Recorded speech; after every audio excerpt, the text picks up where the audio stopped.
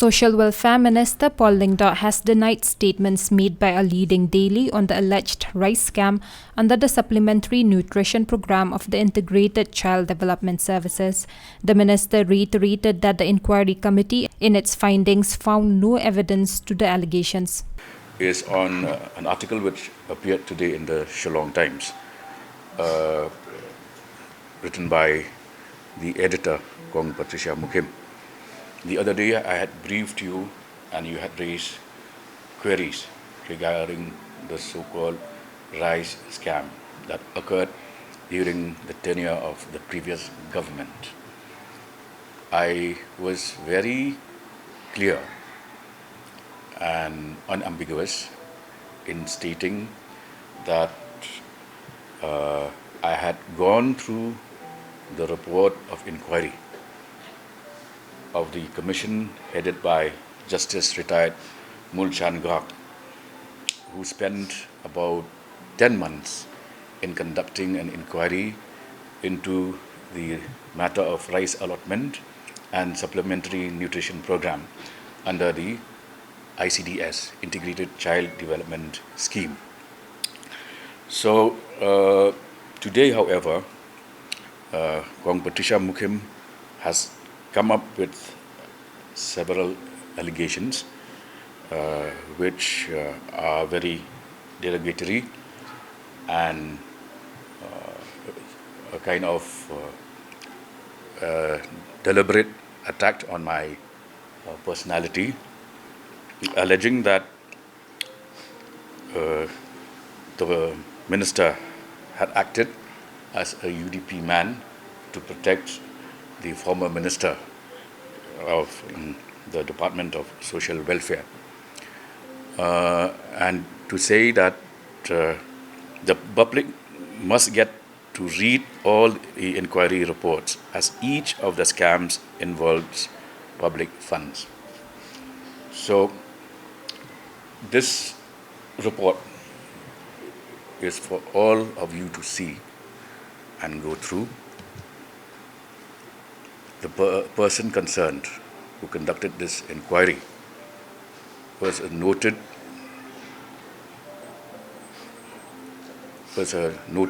judge, and with the, I will refer to the terms of reference briefly. This is now a public document. You can go through it whenever you have the time. But briefly, the first term of reference, the Commission has to determine as to whether there was any kind of illegality or irregularity with regard to the rice which was found and seized by Assam Police in the private godown of MS Continental Milkos India Limited, specifically allocated for SNP, Supplementary Nutrition Program. And the Commission also called upon the officials of Boko Police Station, Assam Police, and when the Boko Police Station did not turn up before the Commission for submitting their response in the matter, the Commission requested the higher officials of Assam Police to take appropriate actions in the matter to enable the Commission to submit the final report. But it seemed that the Assam Police had never been interested in cooperating with the Commission. Therefore, the Commission had no other option than to proceed with the matter without any support of the Assam Police. In such situation, the Commission would proceed to decide the point of reference A with the help of submissions submitted by the Government of Meghalaya and MS Continental Milkos India Limited, and the statement of the CDPOs, DPOs, public and Continental Milkos and the government officials. So, to go to the findings.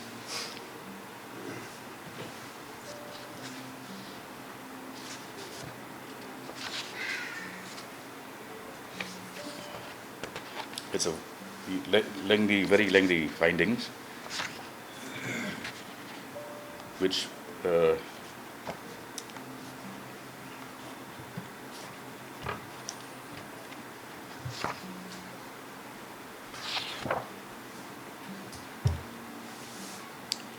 I will read the most important operative part. Therefore, this is page 116. In the light of the above submissions and the documents so produced by the company, the Commission does not find any substance on the issue of diversion of rice, especially when there is no evidence available on record. The argument of the company prima facie finds support on the documents available on record that there was no diversion of the subsidized rice, especially in view of the fact that both the rice which was taken by the company from FCI and the rice which is supplied by the company are of two different qualities, and also the company purchases the rice from open market, and the company has produced all the documents of its source of procurement from the open market. The second term of reference, the Commission has to decide whether there was any kind of irregularity with regard to the quality of supply of micronutrient fortified dense food under ICDS food supplements. And the finding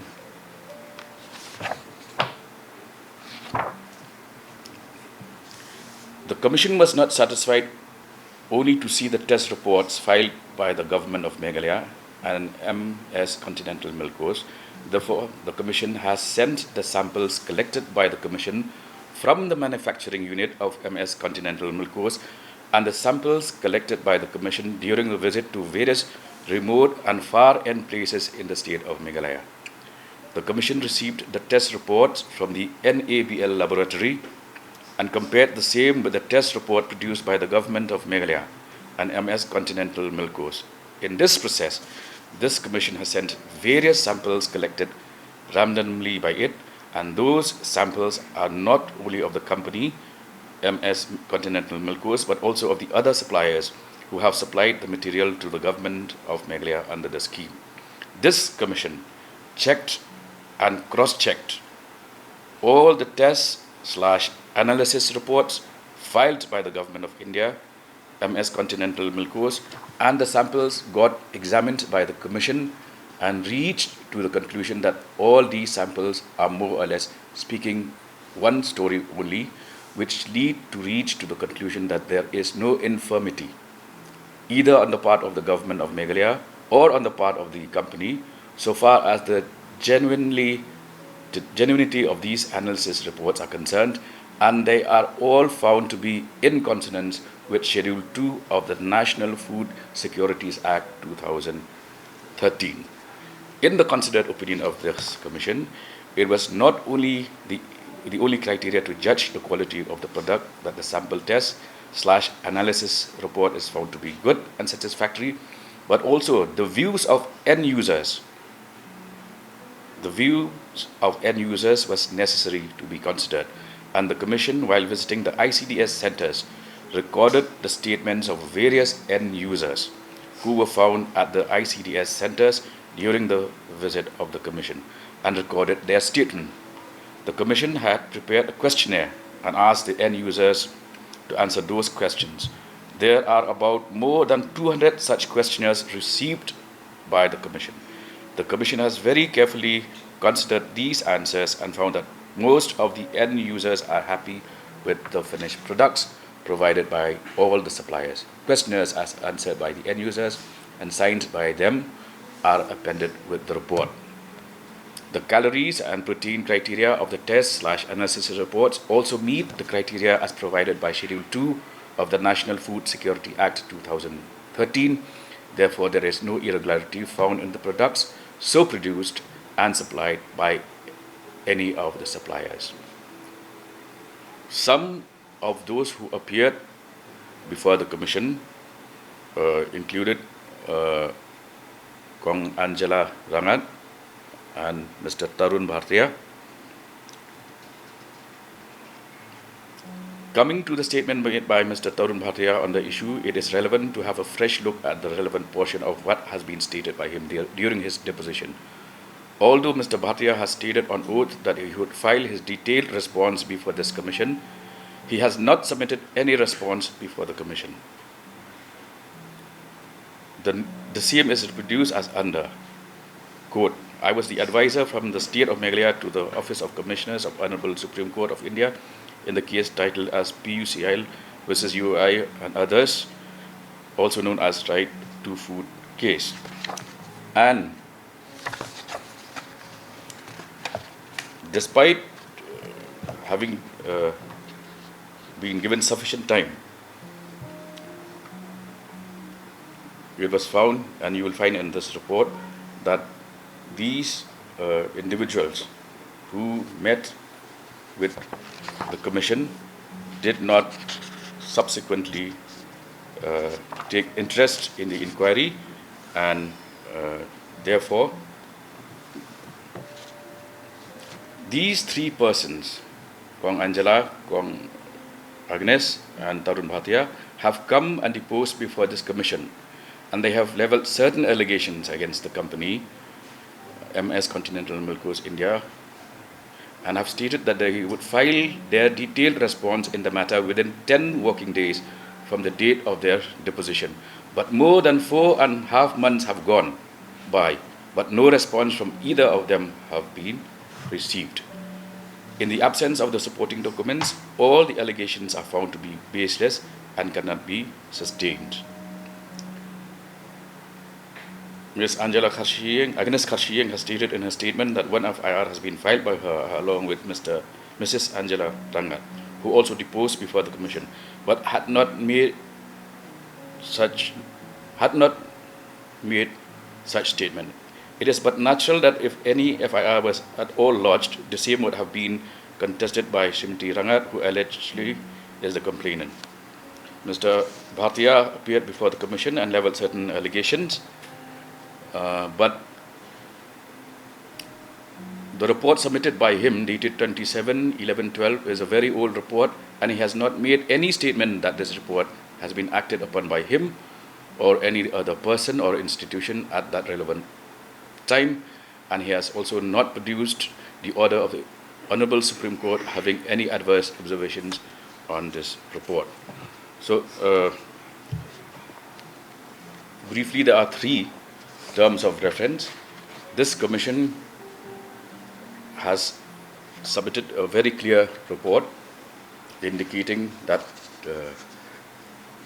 there was no basis of allegation made against the company under the name of the scam, and the report is available with you. As Kong Patricia has mentioned, all inquiry reports the public must get to read all the inquiry reports.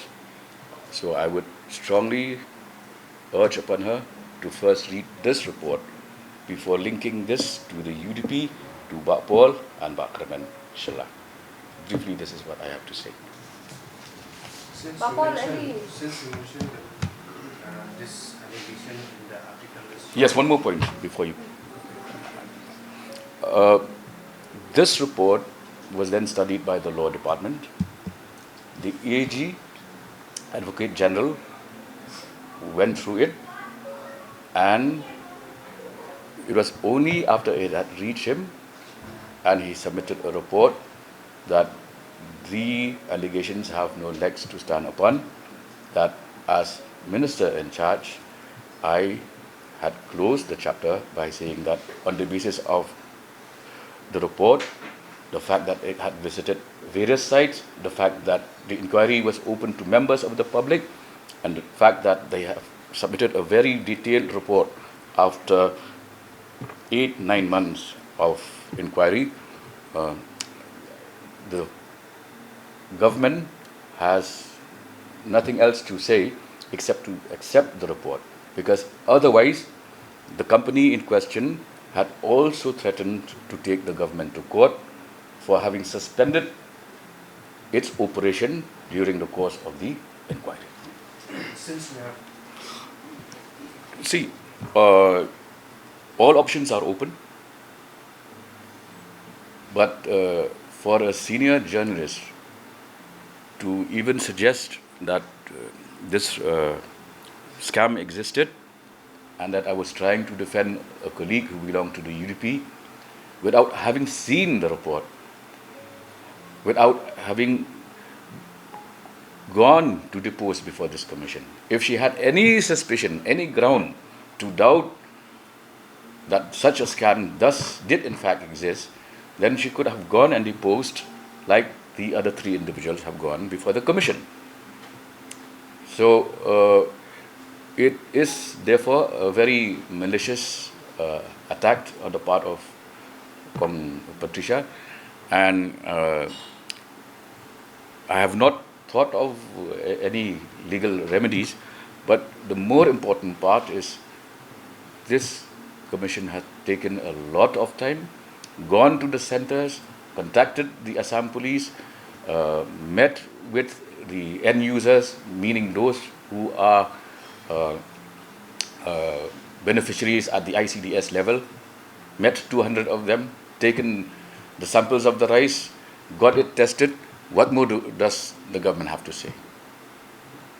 So, therefore, it is an attempt to defame me personally, defame the party, the UDP, and to link a scam of that scale without having even seen this report is certainly an act of immaturity.